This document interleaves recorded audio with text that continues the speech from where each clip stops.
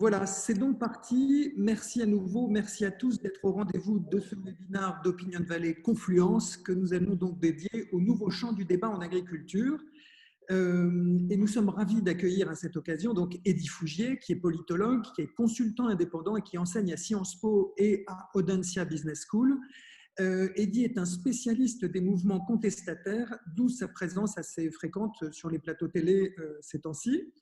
Eddy a publié en début d'année, c'était en janvier ou en février, aux éditions Maribé, une enquête très documentée sur l'agribashing qui s'appelle Malaise à la ferme.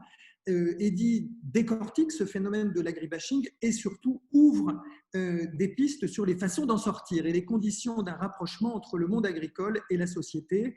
Et parmi ces conditions, le débat tient naturellement une place importante. Je vous dis quelques mots maintenant avant de passer la parole à Eddy sur l'agence, sur Opinion Valley, sur Confluence. Donc Opinion Valley fait partie du groupe Conseil en communication Confluence et nous sommes au sein de ce groupe la filiale qui est particulièrement dédiée aux enjeux agricoles et agroalimentaires. Et nous accompagnons d'ailleurs plusieurs acteurs de ces secteurs qui sont avec nous ce matin, notamment dans le secteur des semences, de l'élevage, et je les salue. Confluence est structurée en 5 pôles métiers. Consulting et stratégie, relations médias et publics, affaires publiques, éditorial et design et intelligence économique, pardon. Donc nous sommes des consultants, des influenceurs, des créatifs, et il y a une organisation qui offre une expérience assez pointue dans ces métiers en fait à nos clients, mais aussi une bonne synergie et une approche décloisonnée pour agir dans une logique de solution. Nous sommes un groupe de combat. Et nous portons les combats de nos clients avec le plus d'engagement et d'efficacité possible dans l'esprit de synergie entre ce métier, ce qui est assez rare en fait aujourd'hui. Cette synergie entre tous ces métiers. Alors sur la thématique du jour maintenant, le débat. Je vous disais que Opinion Valley travaille beaucoup pour le secteur de l'agriculture et de l'agroalimentaire. Ce sont des secteurs vitaux, ce sont des secteurs en transformation qui sont exposés et qui travaillent sur des enjeux cruciaux pour nous tous, pour notre avenir. Par exemple, le réchauffement climatique, pas seulement, la démographie aussi, et qui travaillent pour nous nourrir avec des produits bons et sains. Et il ne vous aura pas échappé que ce sont aussi des secteurs sur lesquels on assiste aussi, médias sociaux aidant, à une polarisation des opinions, voire à une fragmentation de la société. Alors, il y a plusieurs raisons à cela. Probablement, l'une d'entre elles est que les sujets sont complexes. Les informations sur lesquelles nous travaillons sont parfois assez neuves, assez complexes. Ils s'inscrivent dans le temps long. Ils suscitent beaucoup d'intérêt et aussi parfois de l'inquiétude.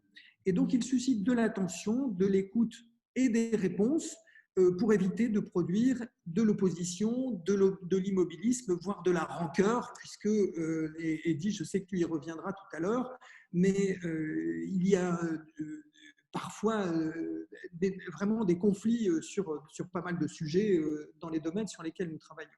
Alors face à cela, nous voulons sortir de ces clivages et nous croyons à la puissance du dialogue et du débat, d'un débat inventif, méthodique entre l'entreprise et ses publics, et en profitant aussi du potentiel qu'offre le digital pour augmenter ce débat, pour accroître la capacité d'écoute et d'interaction entre l'entreprise et ses publics. On ne dit jamais assez que l'écoute avec ses publics est une bonne façon, enfin, en général la première voie pour être écouté par eux. Alors, Eddy Fougier, maintenant nous nous connaissons un peu avec Eddy car il intervient en fait dans le cadre d'un cycle de rencontres débats que Opinion Valley a mis en place pour l'Union française des semenciers avec des jeunes et futurs diplômés d'horizons très variés sur l'avenir de la consommation et sur l'avenir de notre agriculture.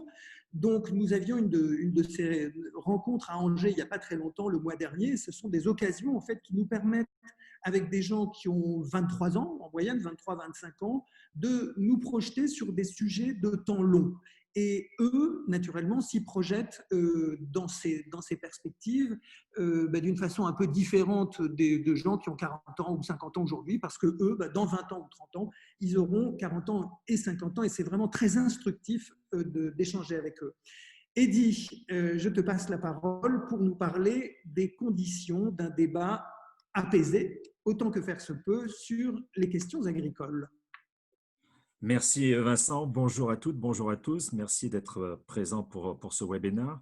Merci à Opinion Valley Confluence de m'avoir invité. Merci à Vincent de m'avoir invité euh, lui-même. J'ai toujours eu effectivement beaucoup de plaisir à intervenir dans le cadre de ce cycle de rencontres-débats de l'UFS parce que justement, on est dans cette idée de débat et de dialogue apaisé, même s'il y a des désaccords, et c'est d'autant plus intéressant lorsqu'il y a des désaccords. Et moi, je crois aussi, comme Opinion Valley et Confluence, à cette idée de puissance du dialogue et du débat. Et d'ailleurs, le livre que vous voyez ici, pour moi, s'inscrit non pas dans une logique de combat en essayant d'avoir une sorte de cahier de doléances des raisons du monde agricole de se plaindre de la façon dont les médias ou dont la société, les associations les traitent ou les maltraitent. C'était plutôt au contraire l'idée d'une sorte de plaidoyer en faveur d'un rapprochement entre la société et le monde agricole, et également un plaidoyer en faveur justement une contribution modeste en faveur d'un apaisement d'un débat agricole qui est de plus en plus impossible.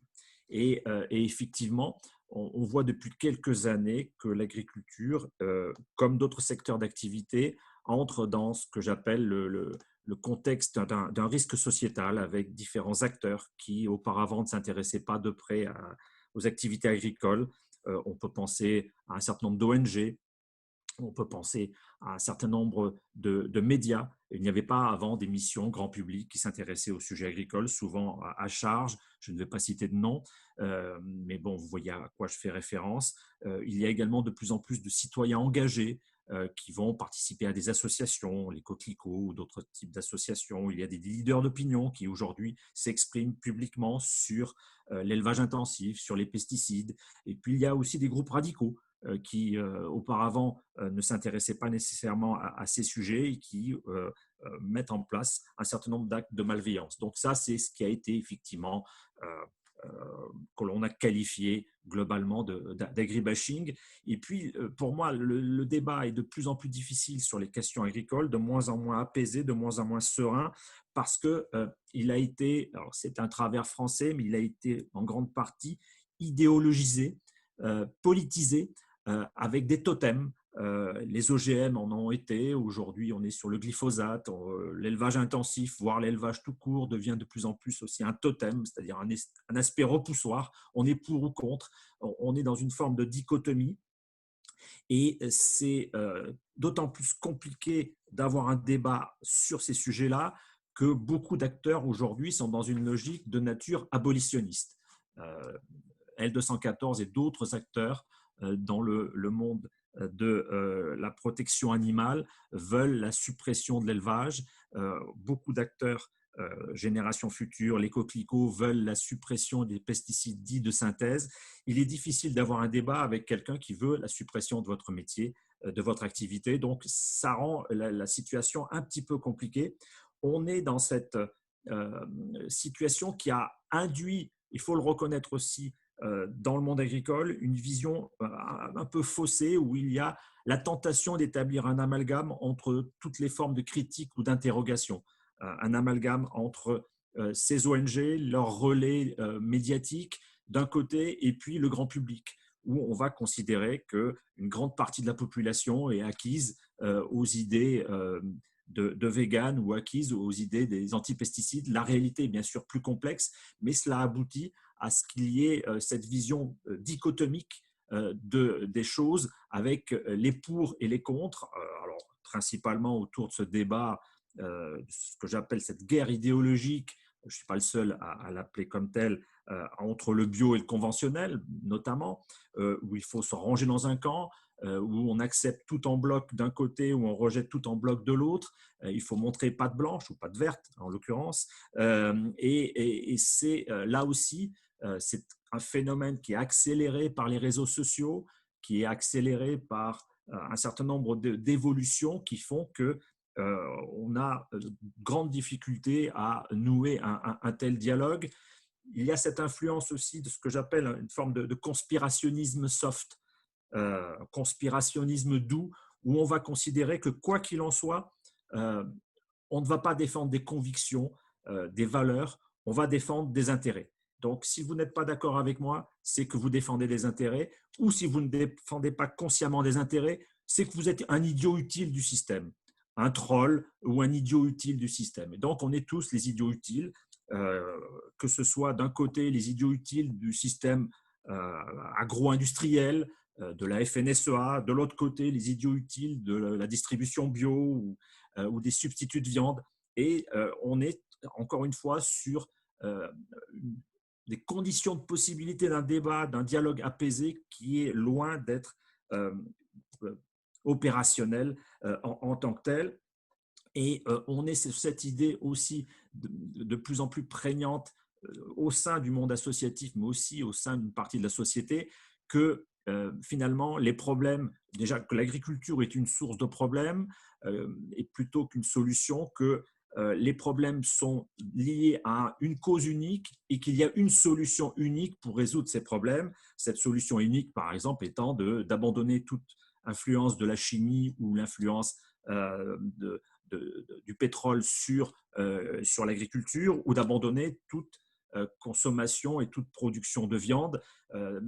Tout vient de ces problèmes et la solution serait une sorte de solution simple. On sent qu'on est dans une logique presque de nature populiste, ou je dirais de façon presque un peu provocatrice, de nature puritaine, un néo-puritanisme où on veut, il y a une sorte d'idée de chute par rapport à un monde d'avant, un âge d'or que l'on a oublié, l'agriculture de nos grands-parents, pour reprendre une expression que l'on a entendue, et qu'il y a eu cette chute, cette corruption, et qu'il faut se purifier en ne mangeant plus de viande, en n'ayant plus de chimie dans dans la production, dans le processus de production agricole. Donc, on est dans cette, je dirais, cette vision, encore une fois, dichotomique, simplificatrice, qui rend ce débat impossible. C'est le cas du côté de ceux qui sont dans la critique du mode de production conventionnel, pour aller vite,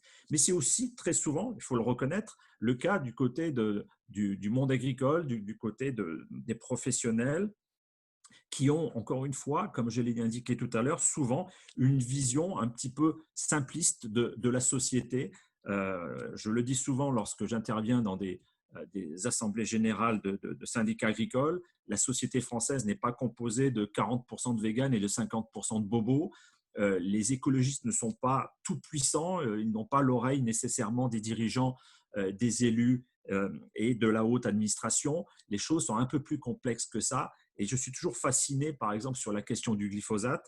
Vous discutez avec des agriculteurs, ils vont dire sur le glyphosate, on a perdu. Vous discutez avec des écologistes qui vont nous dire sur le glyphosate, on a perdu.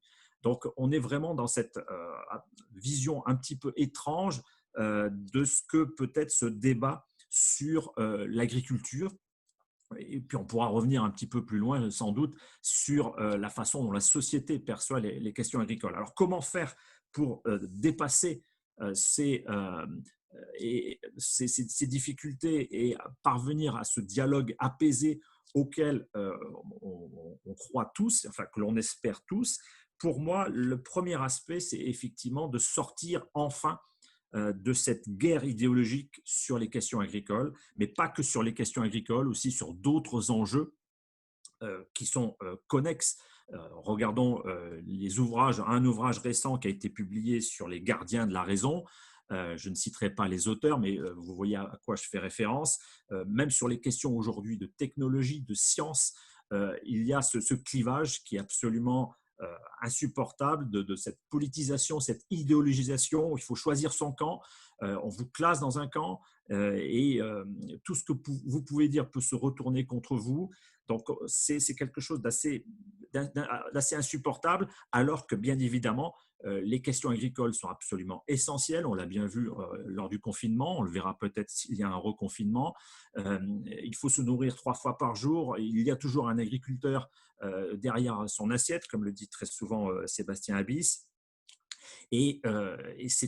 Pour moi, c'est un sujet trop sérieux, trop majeur. On ne sait pas si on pourra assurer une sécurité alimentaire mondiale dans les années et les décennies à venir. C'est un sujet trop sérieux pour qu'on en fasse un enjeu idéologique et politique. Il faut aussi, entre les agriculteurs et la société, je parle de la société, pas nécessairement bien sûr des éléments les plus critiques au sein de la société civile, dépasser un certain nombre de préjugés réciproques, et on s'aperçoit de façon très concrète lorsque les uns et les autres font un pas en direction de l'autre que finalement la société, les citoyens ont des besoins d'information, ont des interrogations, quelquefois des inquiétudes qui sont tout à fait légitimes par rapport à leur alimentation, à la façon dont les produits agricoles sont conçus, mais ils n'ont pas nécessairement de vision idéologique politisée de ces questions-là. Et les agriculteurs sont les mieux à même de répondre de façon très concrète, dans un langage accessible, aux interrogations et aux besoins d'information, parce que, comme le disait Vincent, il y a un besoin d'information aujourd'hui et un intérêt pour les questions agricoles qui n'existait pas auparavant. C'est ça qui est assez fascinant. Donc, il y a, je dirais, une fenêtre d'opportunité assez extraordinaire pour que les agriculteurs puissent s'adresser directement dans une logique de circuit court, pas uniquement en termes de distribution de produits agricoles, mais en termes de distribution de l'information. Il faut prôner les circuits courts en matière d'information, et les réseaux sociaux, les agri-youtubeurs, d'autres moyens plus concrets, physiques, que les agriculteurs ont d'entrer en contact directement avec les citoyens, que ce soit les journées fermes ouvertes, les fêtes de moisson, comme c'est mentionné sur cette diapositive, les magasins de producteurs. On voit le magasin ici, le MAS des producteurs à Nîmes. C'est quelque chose qui est plébiscité, qui est attendu par les citoyens, et les agriculteurs ont, par ce canal, les moyens d'entrer directement en contact avec les citoyens, de répondre à leurs interrogations de façon très concrète, de façon très transparente. Et ce dialogue-là, lorsqu'il peut se faire, il se fait dans de très bonnes conditions, et tout le monde en est satisfait. Là, j'ai mis l'exemple de ce couple de la Loire-Atlantique qui avait été menacé de mort par des voisins. Ils ont décidé de ne pas se renfermer sur eux-mêmes, de ne pas être dans une logique un petit peu de paranoïaque en considérant que la société, les voisins, l'ensemble du monde leur en voulait. Ils ont au contraire décidé de s'ouvrir, d'être dans une logique d'ouverture d'esprit et d'organiser une journée porte ouverte avec les voisins, avec différentes parties prenantes, y compris des personnes qui appartenaient à l'association des coquelicots. Et ça s'est bien passé, tout le monde est venu, il y a eu des échanges, ils ont mis sur la table ce qui pouvait être des facteurs de dissension, notamment sur la question de l'eau, et tout le monde était satisfait. Donc, on a un besoin d'information, on a un besoin de dialogue apaisé sur ces questions, parce que ce sont des questions absolument primordiales. Et c'est pour ça que si je milite en faveur de quelque chose, c'est qu'on dépasse enfin cette politisation, cette idéologisation d'enjeux agricoles, et que l'on n'est pas nécessairement à se classer dans un camp ou dans un autre. On a besoin de tous les modes de production. La spécificité du modèle français, c'est cette diversité, cette biodiversité, cette agridiversité. On en a besoin. On en a besoin, et j'y reviendrai certainement tout à l'heure par rapport aux questions qui peuvent être posées et que Vincent peut poser, mais on le voit bien, il y a une fragmentation de la société française, il y a une fragmentation de la consommation, il y a donc des besoins qui sont tout à fait différents.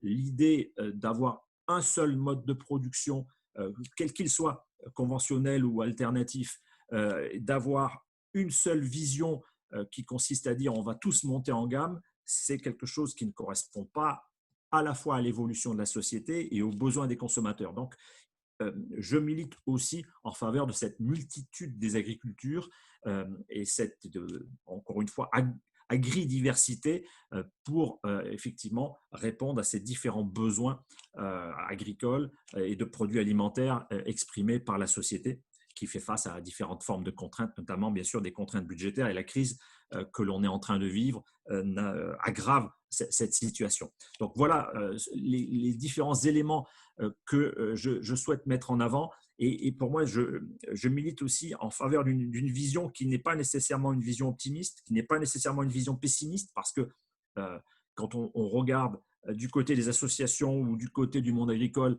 ce qui prédomine, c'est une forme de pessimisme finalement, mais une vision d'abord réaliste en partant de la réalité, parce qu'effectivement, on souffre tous de cette vision fantasmatique de ce que peut être l'agriculture, que ce soit un fantasme positif dans le sens où on veut une agriculture totalement déconnectée de ce que peut être les contraintes de la réalité, les contraintes techniques, les contraintes climatiques, ou un fantasme négatif en considérant que tout ce qui est fait aujourd'hui va dans le mauvais sens et qu'il faut revenir à l'agriculture de nos grands-parents. Je pense qu'il faut partir de la réalité, mais exactement comme il faut partir de la réalité sur ce qu'est la société. Et encore une fois, la société, ça n'est pas que des bobos, ça n'est pas que des véganes. Les véganes en France, c'est 0,2-0,3% de la population. Ce qu'on appelle les bobos, c'est un peu moins de 3% de la population. Donc, on n'est pas dans une majorité ultra influente, on est dans une population qui a son mot à dire, qui a une forme d'influence, mais sans commune mesure, bien sûr, avec son poids réel. Et donc, il faut partir de cette réalité, cette vision réaliste, mais avec ce que j'appelle une vision aussi un petit peu possibiliste. Je suis désolé pour ce néologisme, mais avec cette idée, effectivement, qu'il y a toujours des solutions aux problèmes auxquels on est confronté, et qu'on aura peut-être un vaccin un jour, dans pas longtemps, qu'on n'est pas nécessairement uniquement focalisé sur le reconfinement pour rester dans la situation actuelle, et donc que l'agriculture doit être vue aussi comme la solution aux différents problèmes auxquels on est confronté. Les problèmes climatiques, les problèmes de sécurité alimentaire, les problèmes différents auxquels on est confronté actuellement, et que donc de ne pas voir uniquement l'agriculture comme une source de problèmes et de la voir aussi comme une source de solutions par rapport à ces problèmes. Donc, partir de la réalité et voir les choses, si possible, de façon positive, en tout cas avec une vision où l'on peut mettre en avant différentes solutions. Donc voilà un petit peu, de façon assez schématique, compte tenu du peu de temps dont je dispose, pour moi, quelles sont un petit peu les conditions pour que l'on puisse avoir un débat enfin apaisé, enfin serein. Je finirai juste par un point. Je dirais malheureusement, ça n'est pas que une question, cette idéologisation, ce caractère binaire et manichéen du débat, ça n'est pas qu'une question agricole. Il suffit de voir n'importe quel sujet aujourd'hui pour voir ce manichéisme sur les relations hommes-femmes, sur les relations entre la majorité et les minorités, sur les relations entre les différentes confessions religieuses, la laïcité, etc., etc.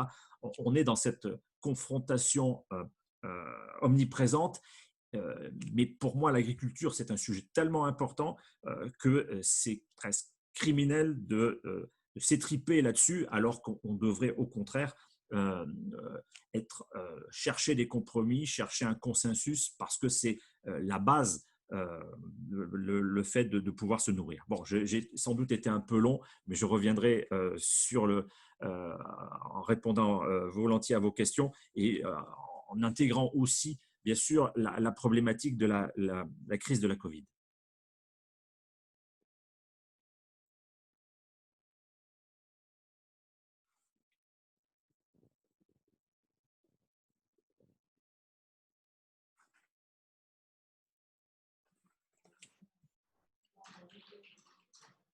Vincent, il faut que tu actives ton micro.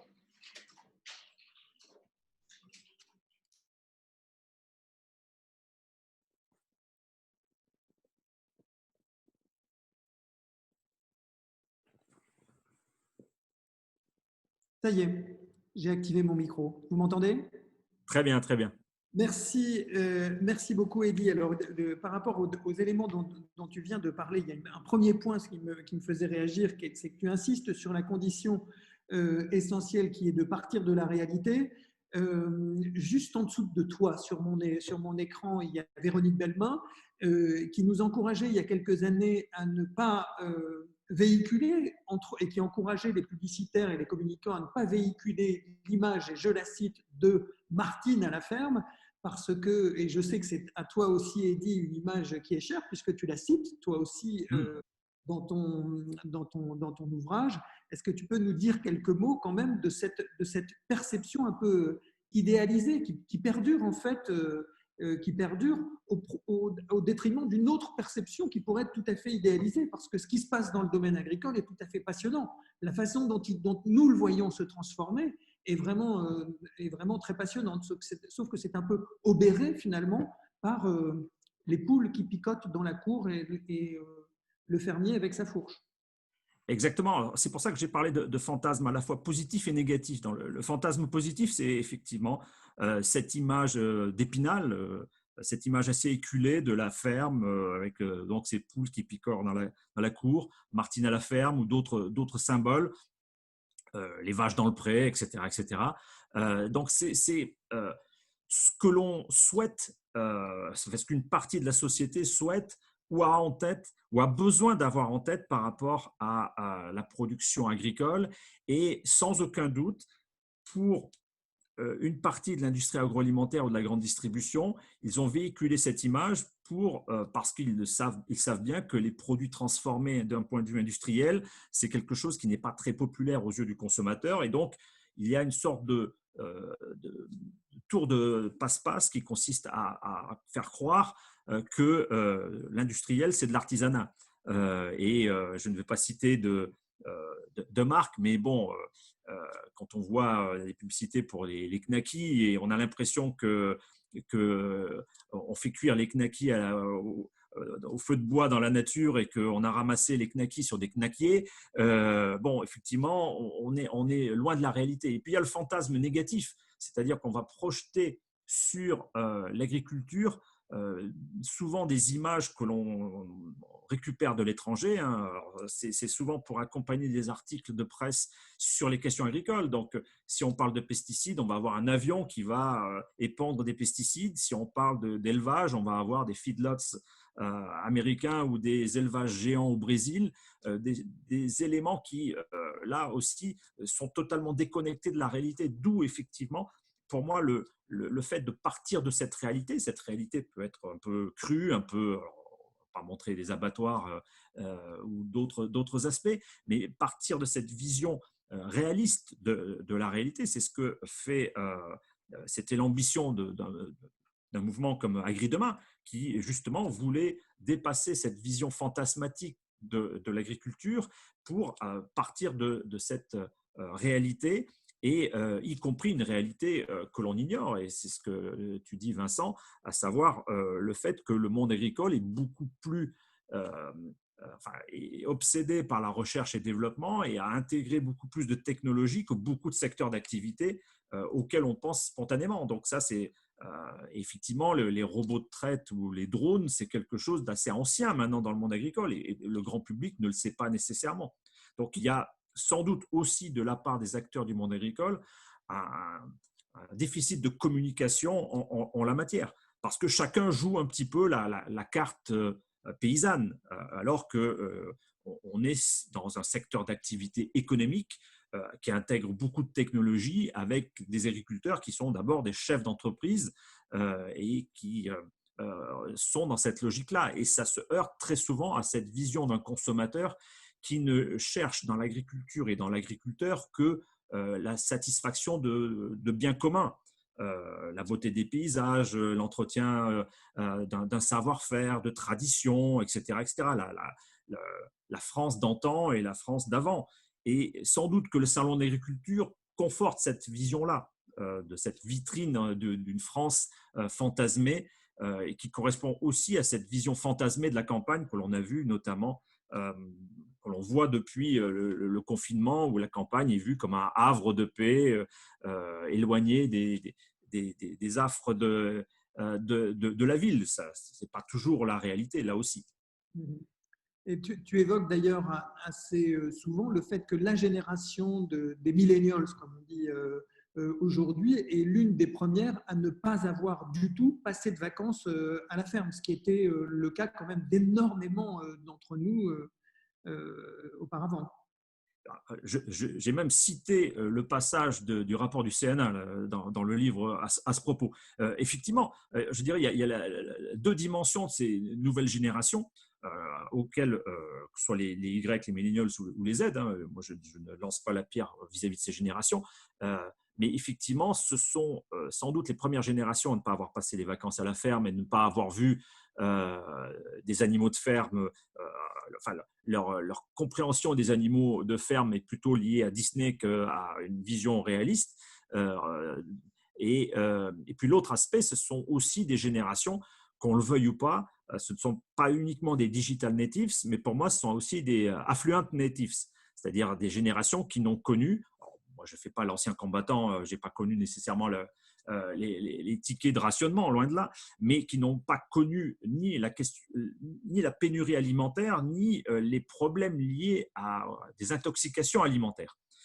Donc, effectivement, dans un tel contexte, on n'a pas du tout la même vision de ce que peut être et l'agriculture et les enjeux autour de l'alimentation. Donc ça, c'est quelque chose qui me semble important, non pas pour montrer du doigt cette génération en disant ce sont des enfants gâtés de l'abondance, ils n'y peuvent rien, ils ont l'âge qu'ils ont, mais pour leur rappeler un petit peu les éléments de base, à savoir le fait que tout ça, finalement, est un miracle. Le fait que les rayons soient pleins, c'est un miracle. On l'a vu au début du confinement, où d'un coup, les rayons de pâtes et de riz n'étaient plus pleins, même si c'était autoréalisateur, là en l'occurrence, et le fait qu'il y ait très peu d'intoxication alimentaire liée à la consommation alimentaire, là aussi, c'est un miracle. Mais on l'oublie très facilement parce que on n'a connu que cette situation. Ça paraît assez logique. Oui, oui. Vincent Lamquin, je voulais partager une réflexion et vous la retourner, Eddy, en question, parce que vous disiez tout à l'heure qu'il fallait effectivement se méfier de l'idéologisation du débat et de la politisation du débat. Moi, je ferais quand même une nuance entre les deux notions, et je pense que précisément peut-être ce qu'a manqué dans un premier temps comme coche le monde agricole, c'est justement la dimension politique du combat. C'est-à-dire que on a le sentiment que le discours de valeur, le discours de vision sur l'avenir, le discours des enjeux profonds, finalement, a été largement préempté à un moment donné par les détracteurs des différentes filières agricoles, et que finalement, il y a eu un petit retard à l'allumage sur ce terrain-là. Et moi, j'ai tendance à penser, et c'est un peu le sens de ma question, est-ce que vous ne croyez pas quand même que justement, il y a un enjeu au sens noble du terme d'assumer du côté du monde agricole et des filières un discours politique, c'est-à-dire d'aller beaucoup plus sur le terrain des valeurs, sur le terrain des convictions, sur le terrain des visions, pour sortir de cette image de filières très court-termistes, opportunistes, et qui ne pensent pas assez l'avenir, etc. Alors, quand je dis ça, je sais très bien que les choses ont déjà bougé, hein, mais c'est vrai qu'il y a quand même, je pense, une manière de réenchanter la dimension de l'engagement politique au sens de la cité et de faire en sorte que le monde agricole, finalement, se mette sur un pied d'égalité par rapport à ses détracteurs qui sont toujours du côté, finalement, d'une morale des valeurs, d'une morale de la vision, d'une morale du temps long, d'une morale des enjeux profonds. Vous voyez ce que je veux dire ? Alors, moi, je ne sais pas si j'appellerais ça politisation, mais en tout cas, moi, je vous suis totalement sur cette idée, ce qu'on peut appeler là un peu la bataille du storytelling. Effectivement, dans les années 50, dans les années 60, ce qui était porté par le monde agricole, notamment par les jeunes agriculteurs de l'époque, c'était l'idée que finalement, la production agricole, voire un terme affreux, le productivisme, s'insérait dans une modernisation de la société française et que les agriculteurs étaient une sorte de fer de lance de cette modernisation de la société française où on sortait justement d'une logique de pénurie pour aller vers une abondance, vers un monde de confort et une accession à une alimentation à la fois de qualité et peu onéreuse. Aujourd'hui, cette bataille du storytelling n'est plus portée par le monde agricole parce qu'aujourd'hui, c'est la bataille, c'est la naturalité, le fait que la nature est spontanément bonne et que la main de l'homme la salit d'une manière ou d'une autre. Et d'où les émissions de gaz à effet de serre, d'où les pandémies, d'où la production et la consommation de viande à tout bout de champ, etc. etc. Donc, cet aspect sur les valeurs, et d'ailleurs beaucoup d'études montrent que le meilleur garant rétablissement de la confiance entre le monde agricole et la population est justement de mettre l'accent sur ses valeurs, sur ses convictions, plutôt que sur des aspects techniques, froids et techniques, même si bien évidemment cet argumentaire de la preuve est important. Alors après, pour moi, je ne mettrais pas ça nécessairement. Alors c'est de la politique au sens noble du terme. Moi, je dénonçais plutôt la politisation au sens de faire des sujets Oui, j'ai bien compris, agricoles, oui, j'ai bien compris le sens où vous l'utilisiez. Hein. voilà, des sujets de clivage où effectivement vous votez pour ou contre le glyphosate et vous êtes montré du doigt ou mis en avant par les associations et effectivement ça aboutit à ce qu'il y a une sorte de principe de précaution chez les politiques de risque zéro où ils vont éviter de se prononcer sur les OGM, sur les glyphosates parce que pour eux ce sont ça présente des risques politiques. Effectivement, aujourd'hui, il y a une forme d'interdit, de tabou, et c'est le but de ces totems, hein, faire en sorte que ces sujets soient tabous, ou un homme politique aura beaucoup de mal à s'exprimer publiquement sur les OGM, sur le glyphosate, et de plus en plus sur l'élevage. Donc c'est ça qui est compliqué. Mais là, on parle de politisation et pas nécessairement de la politique au sens de conviction et au sens de valeur. Alors, tu évoquais tout à l'heure, d'ailleurs, Eddy, je rappelle entre parenthèses que vous pouvez naturellement, et je vous y invite largement, poser des questions et interagir avec nous, soit en posant ces questions de façon écrite, soit en levant la main, et Sarah Drive vous donnera la parole, bien entendu. Tu évoquais tout à l'heure, Eddy, le fait que nous avons en face de nous, sur certains domaines, ce que tu appelais des abolitionnistes, c'est-à-dire des gens qui veulent la destruction d'une activité. C'est le cas, par exemple, de L214 pour l'élevage. Et ce que l'on note, c'est que malheureusement, cet objectif, s'il est affiché et assumé dans des cercles restreints, n'est pas celui qu'affiche clairement L214 sur le plan de l'opinion publique. Le combat, entre guillemets, d'L214, ce n'est pas d'une façon visible par l'opinion publique d'abolir l'élevage, c'est d'améliorer le bien-être des animaux. Hein, alors que tout le monde sait, quand on les connaît, que leur combat, c'est plus d'élevage. C'est la philosophie antispéciste que l'on retrouve en application. Exactement. Alors, je dirais du côté des antipesticides, ils sont plus explicites. Ils le disent ouvertement. Les coquelicots disent ouvertement qu'ils sont dans une logique d'abolition des pesticides dits de synthèse. L214, je dirais, avance un peu masqué, ne dit pas, même si quand on va sur leur site, on arrive jusqu'à un site qui s'appelle Abolir la viande, mais sous couvert de protection du bien-être animal, de défense des animaux, de dénonciation justifiée d'un certain nombre de dérapages, leur objectif, effectivement, est de parvenir à supprimer toute une filière. Donc ça, c'est quelque chose qui me paraît assez malsain parce qu'il y a un petit côté, on ne dit pas ce qu'on fait et on ne fait pas ce qu'on dit en la matière. Et c'est quelque chose sur lequel, effectivement, le monde agricole peut jouer pour dénoncer ce type d'agissement. Parce que la dénonciation classique consiste à dire qu'ils bénéficient de soutien de la part d'Américains qui sont des financeurs de subsides de viande.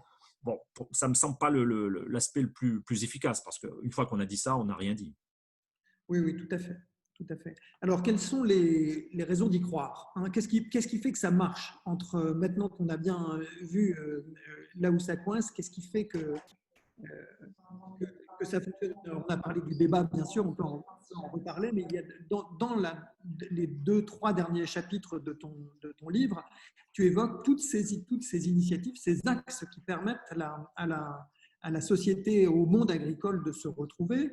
Tu as abordé les circuits courts, autant les circuits courts d'information que les circuits courts de distribution. Qu'est-ce qui fonctionne d'autre?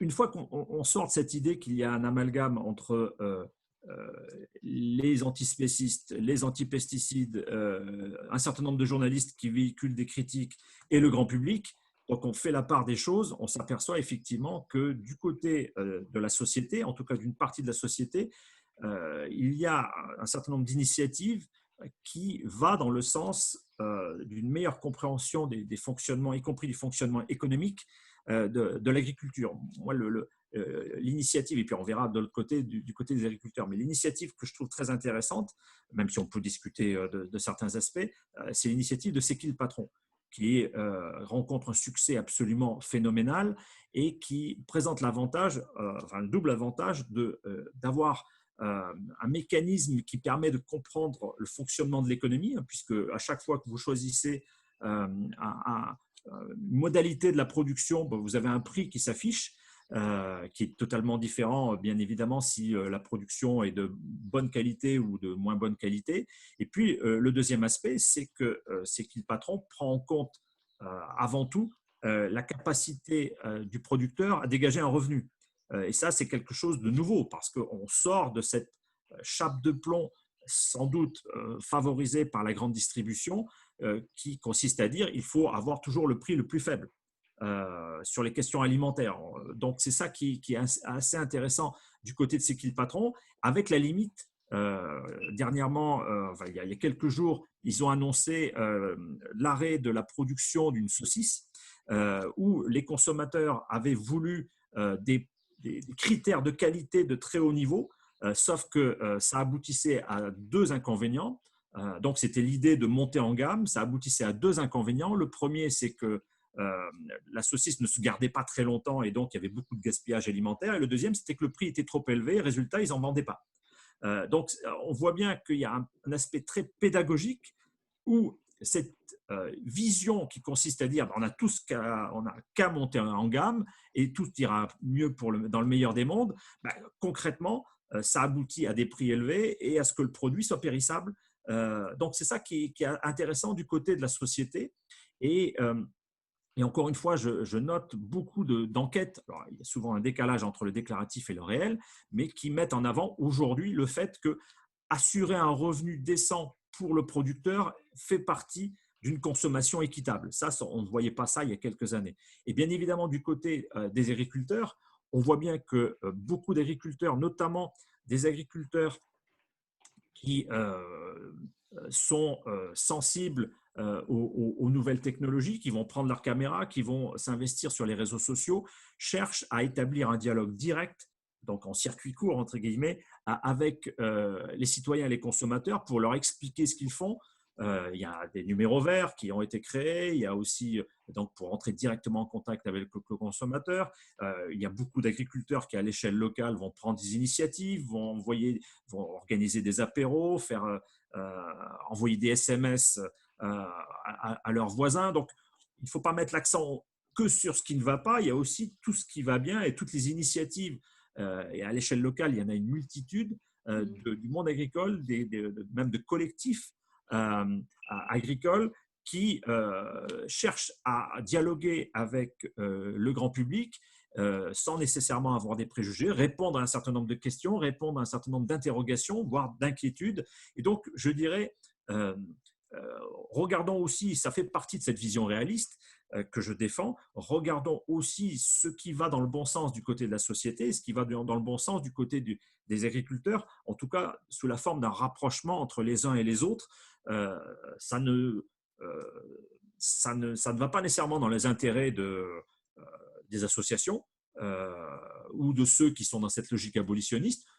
Reconnaissons-le, ça ne va pas toujours dans l'intérêt d'organisations agricoles qui ne maîtrisent pas nécessairement tous ces processus, mais en tout cas, ça va dans l'intérêt de tout le monde sur le plan de la production agricole et sur le plan de la société, parce que, encore une fois, on a besoin de ce dialogue apaisé. Et pour moi, je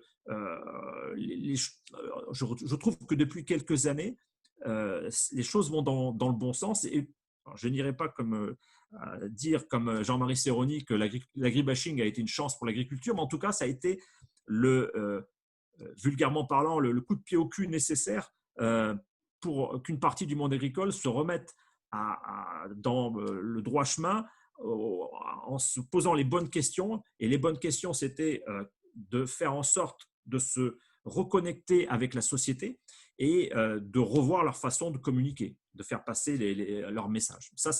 Pour moi, il n'y aurait peut-être pas eu France Agri-Twito, les agri-youtubeurs, il n'y aurait pas eu peut-être le contrat de solution de la FNSEA, la campagne d'Interbev sur les flexitariens sans l'agribashing. Donc, il faut aussi, encore une fois, dans ce réalisme possibiliste que je défends, voir les choses de façon positive, même sous cet angle-là. Nous avons une question de Bernard Valuis. Tu la lis, la question? Non, je l'ai juste vu passer, je ne l'ai pas lu. Est-ce que les critiques radicales de minorités actives ne vont pas détourner des agriculteurs de leur métier et décourager l'installation des jeunes vers une agriculture sans paysans? En tout cas, ça peut contribuer à cela. Et je dirais il y a deux aspects. Le premier aspect, c'est que je trouve qu'on a sans doute le tort d'aller directement à la critique la plus radicale. J'ai participé à un colloque qui n'avait rien à voir avec l'agriculture au début de l'année, quand c'était encore possible, consacré à la science, donc aux différentes critiques de la science. Il y a des critiques qui sont légitimes sur le fait qu'il y ait des plagiats, par exemple, ou que des chercheurs ne respectent pas les protocoles scientifiques. Et puis, il y a des critiques qui sont complètement farfelues, que ce soit les créationnistes, les platistes qui pensent que la Terre est plate, ou les climato-sceptiques. Bon. Et ce que j'ai essayé d'expliquer devant ce parterre de scientifiques, c'était qu'il fallait justement séparer les différentes formes de critique, parce qu'à ne voir que la critique la plus radicale, on ne voit pas qu'il y a des réponses légitimes à apporter à un certain nombre de critiques plutôt modérées. Et toute la journée de ce colloque, ils n'ont parlé que des platistes et des conspirationnistes. Et j'ai l'impression que c'est souvent aussi le cas sur le plan agricole, où finalement on ne voit que les antispécistes sur la question de la viande, et tout en ignorant des interrogations légitimes sur la consommation de viande. Est-ce que ça a un impact sur l'environnement, sur l'eau, sur le climat, sur la santé? Ce sont des questions légitimes que se posent les consommateurs. D'ailleurs, la baisse de la consommation de viande que l'on observe d'ailleurs depuis les années 80, Bernard Valuis le sait mieux que moi, ça s'est accéléré en lien en particulier avec des préoccupations de santé, plus qu'avec des préoccupations climatiques. Donc, je pense qu'on a sans doute le tort, y compris dans le monde agricole, à ne voir que les aspects les plus radicaux, les plus extrêmes, et ça ne me permet pas nécessairement de répondre à des interrogations qui sont légitimes.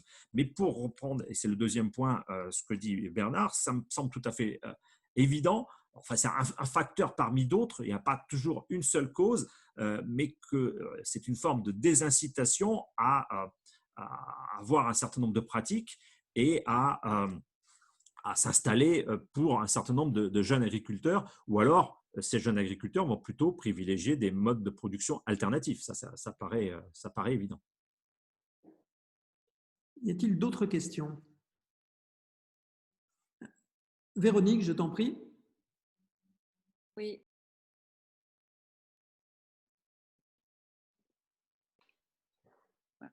Oui, merci beaucoup pour toutes ces informations.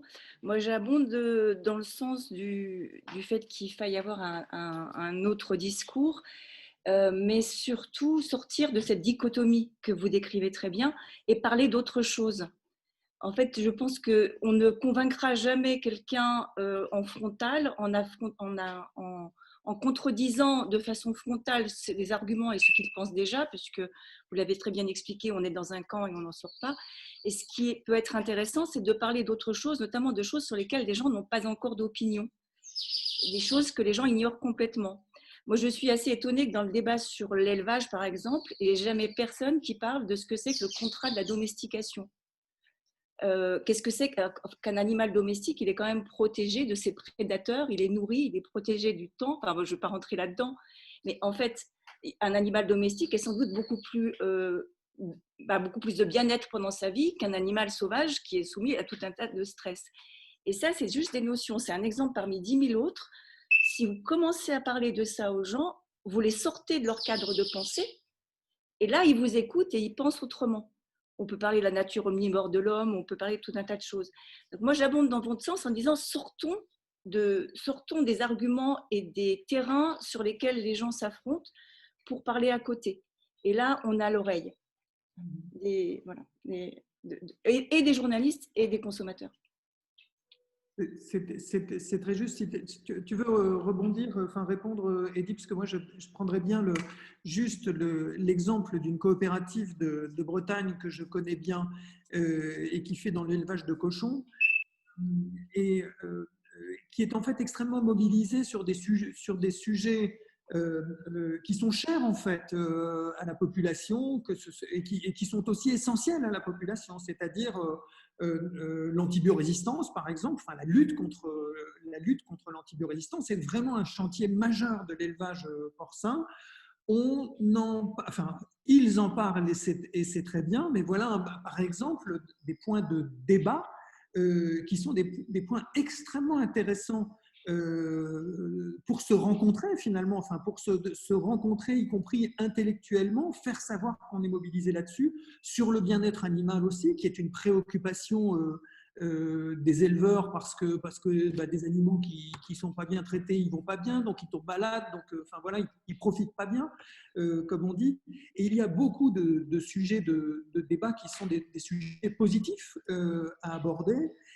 J'aime bien dans la question, il y a un vrai enjeu dans la question que posait Bernard Vallis tout à l'heure, qui est celui de l'installation des nouveaux agriculteurs, qui est un vrai chantier et un vrai sujet, au-delà d'être un vrai chantier.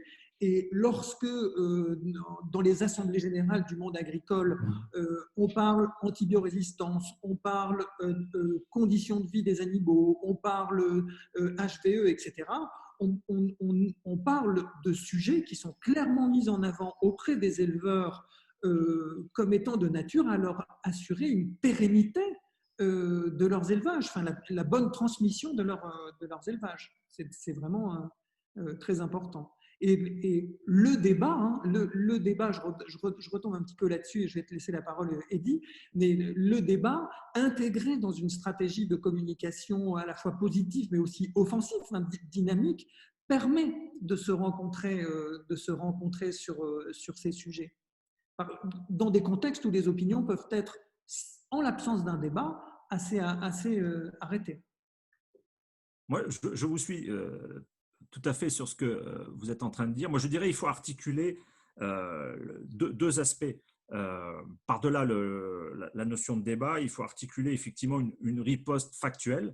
Moi, je suis tout à fait favorable, et ça se développe de plus en plus, sur tout ce qui a trait au fact-checking, par exemple. Décodagri, qui réunit des journalistes agricoles, le fait très bien. Ils prennent un sujet de débat dans l'actualité, ils le décortiquent et puis ils essaient de voir le vrai du faux, de faire la part entre le vrai et le faux. Alors, en l'occurrence, pour que ça fonctionne, il faut que celui qui fasse ce travail soit jugé crédible et indépendant, entre guillemets.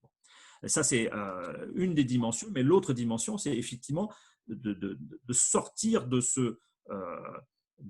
cette guerre de tranchées sur des différents sujets. Et moi aussi, je milite notamment sur des sujets de nature consensuelle. Il y en a des sujets de nature consensuelle, y compris entre les syndicats agricoles. Je pense que la question de l'artificialisation des terres fait partie, alors même si c'est un peu technique, mais fait partie des sujets sur lesquels la Confédération paysanne et la FNSEA peuvent s'entendre. Je me souviens d'une tribune commune qui avait été publiée où on voyait Pierre Rabhi, José Bové et Christiane Lambert dans la même signature contre l'artificialisation des terres liée à un projet dans le nord, que je ne vais pas citer, dans le nord de la région parisienne, un important projet de loisirs et commercial.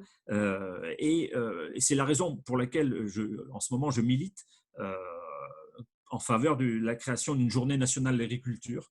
Je fais partie de celles et ceux qui ont publié une tribune, une lettre ouverte au président de la République sur ce sujet-là, non pas parce que on cherche des sujets un petit peu mous ou on cherche un dénominateur commun, mais justement, on cherche à mettre en avant un certain nombre de thématiques qui ne sont pas nécessairement techniques, mais des thématiques consensuelles où on n'est pas le prétexte de s'étriper pour savoir quel est le meilleur modèle et qui est le plus crédible pour mettre en œuvre ce modèle. Il faut à tout prix sortir de ça essayer encore une fois, de voir les choses telles qu'elles sont et de trouver des sujets, effectivement, sur lesquels tout le monde peut s'entendre. En tout cas, la plupart de celles et ceux qui sont prêts à avoir une vision un petit peu pragmatique. Sarah me fait savoir par SMS interposé qu'il faut que nous avancions. Enfin, on va dire, si vous en êtes d'accord, un quart d'heure devant nous avant de terminer notre webinaire du jour. Eddy, est-ce que tu avais d'autres choses à dire? Je sais que ta deuxième partie était logiquement consacrée aux impacts du Covid. Mais tu l'as un peu couverte. N'hésite pas, bien entendu, à revenir sur le sujet si tu le souhaites. Moi, je pense que c'est quand même un sujet légèrement important et que c'est vrai que mon livre est sorti le 13 février, donc on était à quelques encablures du confinement. Et alors, je pense que sur l'analyse que l'on doit faire de ce type d'événement, déjà, c'est un événement en cours. On va attendre là, aujourd'hui ou demain, ce qui va sortir des conseils de défense et des mesures pour durcir un petit peu le couvre-feu qui a déjà été adopté. Donc, c'est une situation en cours. Donc, je pense qu'on s'est un petit peu trop précipité. Alors, quand je dis on, ce n'est pas nous, mais certains sont un peu trop précipités au mois d'avril pour penser le monde d'après, alors qu'on est toujours en plein dedans. Donc, le monde d'après, ce n'est pas tout à fait pour maintenant. Premièrement. Deuxièmement, je pense que sur ces sujets-là, il faut faire très attention à ce qui sort pendant les crises. Ou pendant les crises, effectivement, on a une vision des choses qui est un petit peu différente. On est un peu plus enclin à vouloir mettre l'accent sur la souveraineté, par exemple, ou la relocalisation. On est un peu plus enclin à penser pénurie. D'un coup, les préoccupations sont celles de la base de la pyramide des besoins de Maslow. On va s'intéresser aux besoins de sécurité, aux besoins physiologiques. Même chose où on va mettre l'accent sur l'utilité sociale de certaines activités ou de certaines professions, le rôle joué par certaines catégories sociales. C'est très bien, on est tous d'accord là-dessus, sauf qu'une fois que la situation s'améliore, rappelez-vous, le 11 mai, c'est la fin du confinement.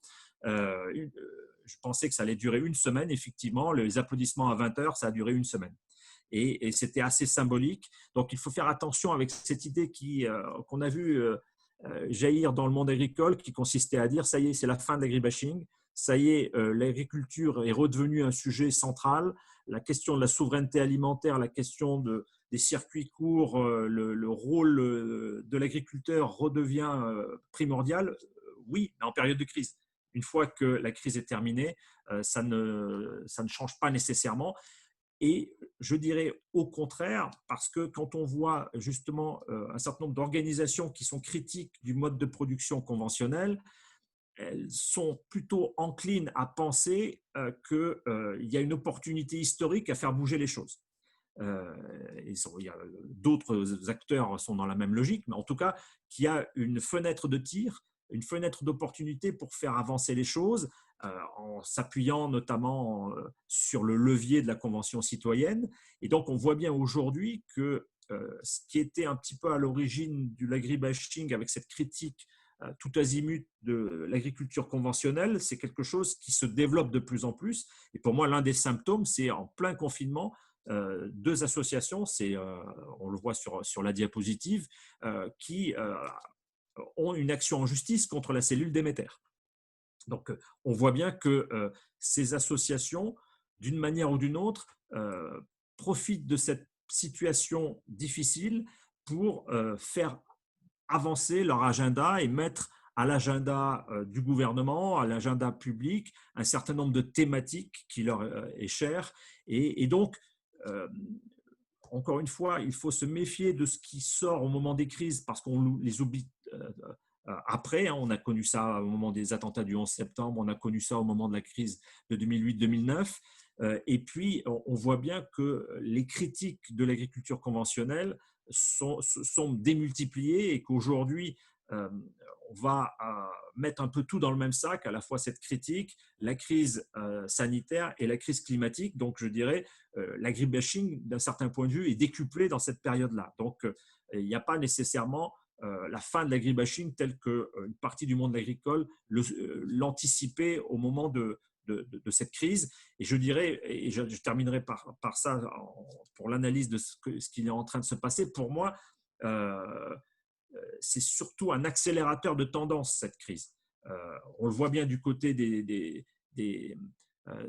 Français qui sont plus sensibles à des questions qui déjà les préoccupaient, que ce soit la santé, le climat, l'environnement, le bien-être animal.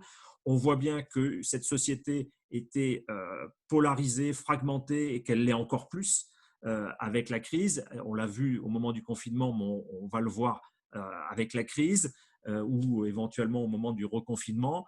Donc, on voit bien que ce qui existait dans cette société et qui était problématique s'aggrave avec la crise. Pour moi, c'est ça qui va caractériser et qui caractérise cette crise.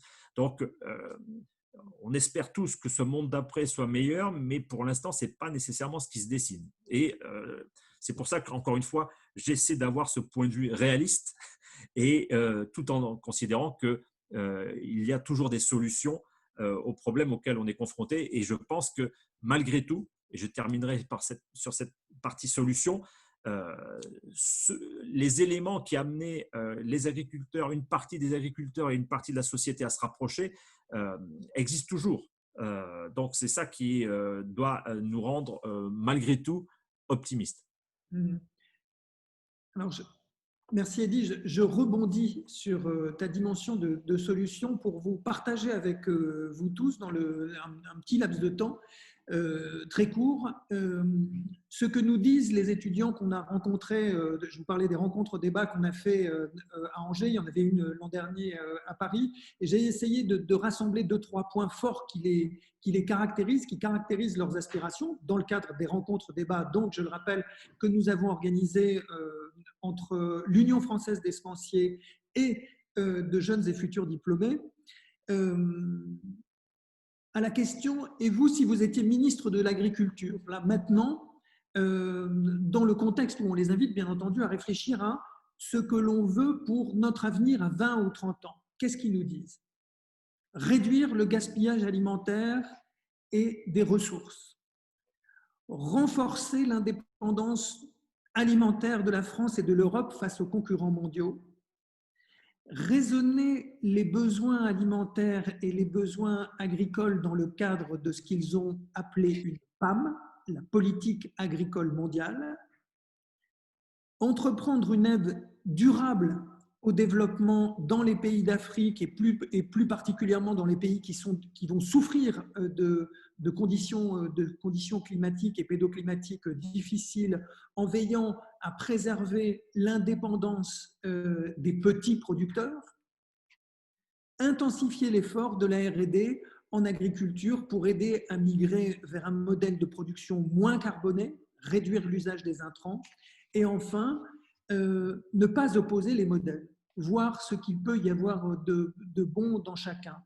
Et la pédagogie de l'agriculture, et là on retombe sur notre angle de débat, parce que c'est un moyen comme un autre d'écouter et de se faire connaître, parce que ces débats sont l'occasion pour les étudiants qui sont là, bien entendu, de voir à quel point, en l'occurrence les semenciers, mais dans beaucoup d'autres filières du monde agricole, ont ces mobilisations qui vont vraiment dans un sens qui est extrêmement attendu. Eddy, est-ce que j'ai trahi ce qui se passe dans ces rencontres? J'ai essayé de faire le mix entre tous les étudiants qu'on a pu rencontrer.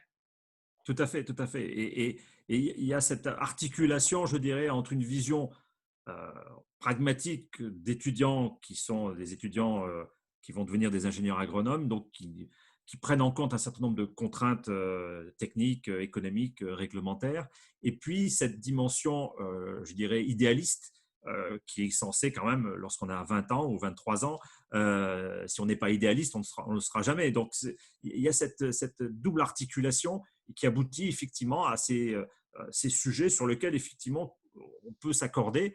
D'ailleurs, la question du gaspillage alimentaire, on peut le mettre dans ces sujets de consensus entre les différentes parties prenantes. La question de l'indépendance alimentaire, la question de l'aide au développement, en tout cas de cette prise en compte de l'impact du changement climatique dans certaines zones, etc. etc. Et bon, ne pas opposer les modèles, bon, je ne peux que soutenir cette idée qu'on peut avoir des éléments de solution aux problèmes auxquels on est confronté dans tous les modèles de production. Ça, j'en suis certain. Je voudrais juste, parce que c'est une question qui, effectivement, je pense, intéresse beaucoup de professionnels, rebondir sur la question qu'a posée Marie-Laure Eustache sur la question du salon de l'agriculture, sur le fait s'il aura un impact sur la com et l'image de l'agriculture dite conventionnelle. Alors moi, je ne saurais pas répondre à cette question, mais en tout cas, ce qui est certain, c'est que je pense qu'il y a là un enjeu et une opportunité peut-être, et en tout cas, nous, on y réfléchit, et c'est un sujet qui nous intéresse, sur la manière de proposer des alternatives, des manières différentes de prendre la parole pour occuper le terrain. Il est clair que là, il y a à la fois, c'est la fameuse phrase de Churchill qui dit que tout pessimiste voit dans un problème, tout pessimiste dans une opportunité un problème et un optimiste dans tout problème une opportunité.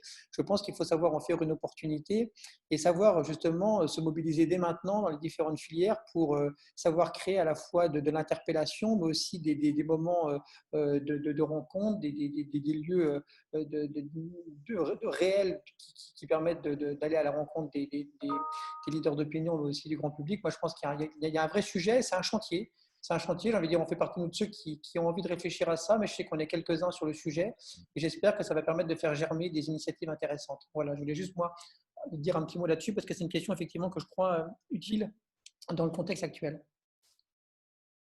Je te laisse, Vincent, conclure. Oui. Mais je salue Guillaume Leduf, qui est chargé de communication. Guillaume, bonjour. Merci de nous rejoindre. Je sais que tu avais une réunion avant, mais j'ai évoqué ce que nous avions pu faire ensemble récemment à Angers et l'an dernier à Paris, en faisant une petite synthèse des aspirations des étudiants qui se projettent ministres de l'Agriculture. Et naturellement, la valorisation de ce débat dans un dispositif de communication est naturellement envisagée et seulement normale parce qu'il y a énormément de choses intéressantes dans tout cela. Eh bien, il est pratiquement un quart. On avait dit un quart, il reste 3 minutes. S'il n'y a pas d'autres questions, y a-t-il d'autres questions? Non. Eh bien, nous allons vous dire un grand merci d'avoir été présent à ce rendez-vous et j'espère que vous serez tout aussi nombreux au prochain. Suivez l'actualité d'Opinion Valley, suivez l'actualité de Confluence sur les réseaux sociaux. Il y a très souvent ce genre de rendez-vous. Il y en a un bientôt sur le domaine de la santé d'ailleurs. Enfin, allez sur le site et sur les réseaux de Confluence, vous verrez tout ça.